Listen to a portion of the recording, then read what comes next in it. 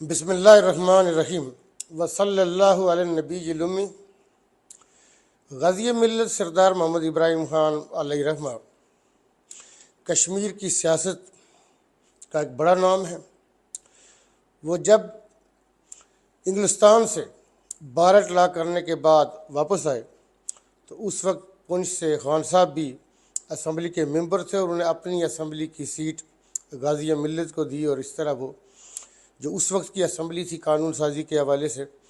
उस असम्बली के मेंबर मुंतखब हो गए। लेकिन इसके बाद गाज़ी मिल्लत के घर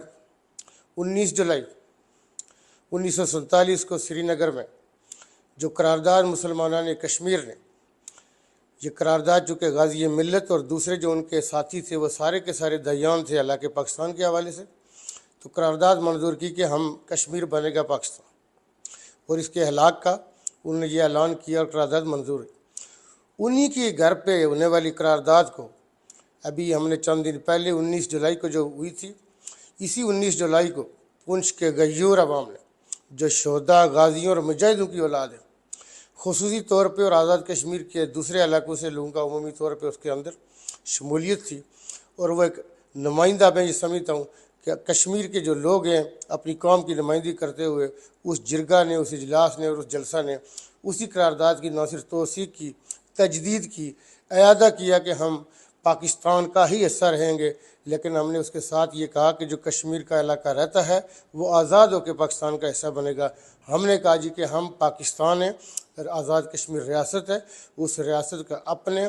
तकरीम लवाजमात और जो उसके प्रोटोकॉल हैं वो उसको हासिल रहेंगे, वो अपने मुल्क की रियासत रहेगी, उसकी इज़्ज़त और पाकी अपनी शान रहेगी। लेकिन हमने कहा पाकिस्तान है, पाकिस्तान मशीत इलाही है। गाज़ी मिल्लत का इलाक़ के हवाले से हुकूमत पाकिस्तान जितनी भी वफाक की हुकूमतें रही हों उन हवालों से गाज़ी मिल्लत का बड़ा नुमाया किरदार रहा है